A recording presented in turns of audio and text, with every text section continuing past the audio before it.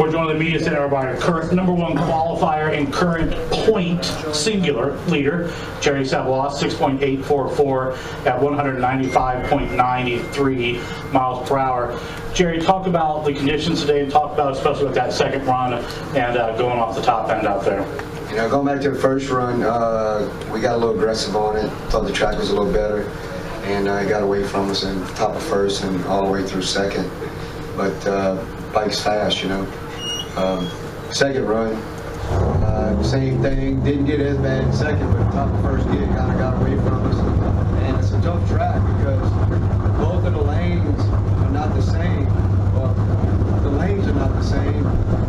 There's a 3/4 inch difference when you're sitting at the starting line between the left lane and the right lane. So your wheelie bar adjustments, everything's totally different. And it takes a little figuring out. But on the shutdown, you can clearly see on the slow-mo that, you know, everything was nice and smooth. And, you know, I'm not picking on anybody or anything, but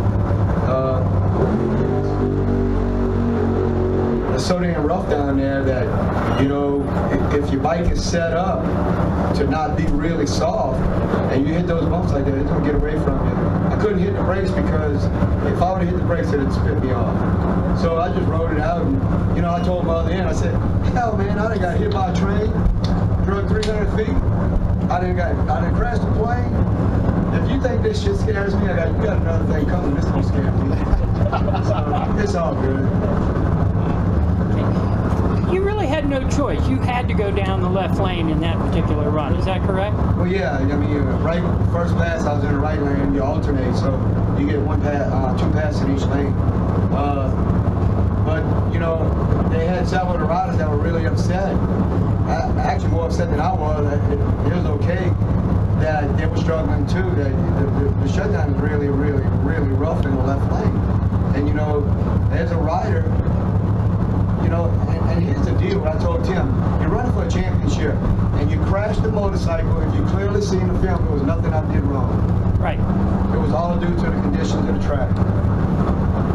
They need to maybe address it, do something about it. What were you thinking? What were you thinking, Louis? What were you thinking when you get to that point? Actually, I thought about Scotty Polachek because I seen him do the same thing one year, and you know, it's really weird because I'm kind of backing up a little bit. My first year racing, somebody asked me, what did I learn my first year as a rookie? I said, how amazing the human brain really functions.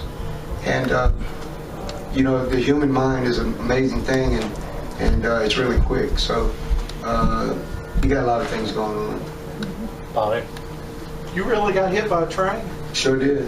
Drove 350 feet in reverse. How did that happen? I'm not proud of it. In Kendall, Louisiana, sitting 3 cars behind at a red light, and they had the arms, you know. I was in an 18-wheel, I was in the trucking business for 30 years. And the car started to move, light turned green, and I'm shifting. And I heard it blow the horn, and he was about not even 100 feet away from me. None of the lights were working, none of the horns were down. Anyway, we went to court over, and they lost, you know. But yeah, he hit me, and I got hung up in the front grill. And that's another thing. I stood up to jump out, and then I realized that's not the right thing. I just sat down and I rode it out, you know. And then I looked up at the top of the train to tell everybody it's all right, and I didn't see nobody. They was all laying down, they were hurt. So I got the better end of the deal. What year was this? I would say 1985. So wrestling alligators is easier than all of these other things. I won't go that far and say. You know, look, here's the deal. Fly helicopters during the summer is dangerous. We fly out of the envelope all day long. We had 100, 150 feet. If something happens, we can't recover. So, you know, everything I do has got some risk to it. But put your faith in God and you go on with life. If you got to worry about every time you take a step and walk out that door, you're not going to leave this building. So, I'm just an old country boy having fun. How did you crash a helicopter? A plane. Oh, you crashed? When I left Atlanta, a lot of you don't know, when I left Atlanta, I flew back to Louisiana, and a friend of mine begged me to drop him off. It was 9 o'clock at night, and It's a Cessna 206, and I landed, perfect landing. When the front wheel touched the ground, that thing took a left-hand turn and never stopped looking.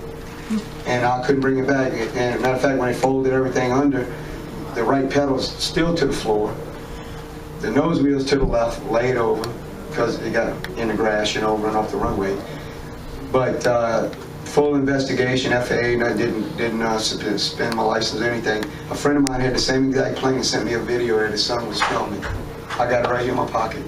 And he touched down, and that thing took a left-hand turn and never stopped. But it was daylight. He was able to recover and had plenty of runway. This was a short runway. And this was recently? Or? Yes, ma'am. Atlanta. After Atlanta. Yeah. Flew my plane to Atlanta. So running a pro stock motorcycle, that's easy in life, right? Like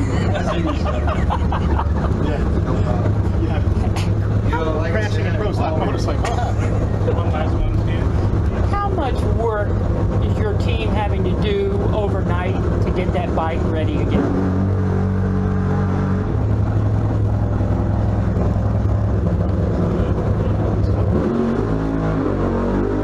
Well, we got all the wheels off right now. Bike's totally stripped down except for the engine. The way this thing is sealed up, it was kind of hard for any rocks or anything to get inside the engine compartment. But, everything's apart. We'll clean all the wheel bearings, brakes, everything, and, go until tomorrow. I predicted we'd run a 79 on that one, and it got away from us. The bike is really fast. I think we all realize that. So, keep my composure, stay calm and collected.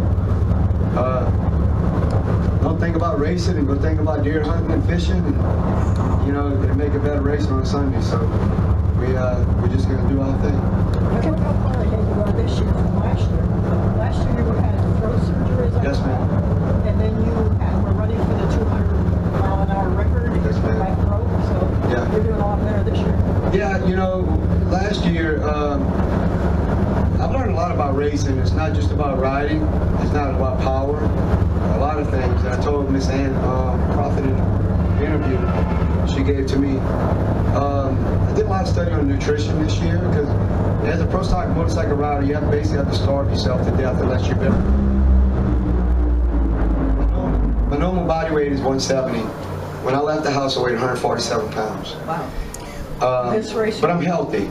But last year, you starve yourself, you don't drink any water, you don't do anything, so on race day, you're really dehydrated, and your mind is a bad thing. Yeah, not good.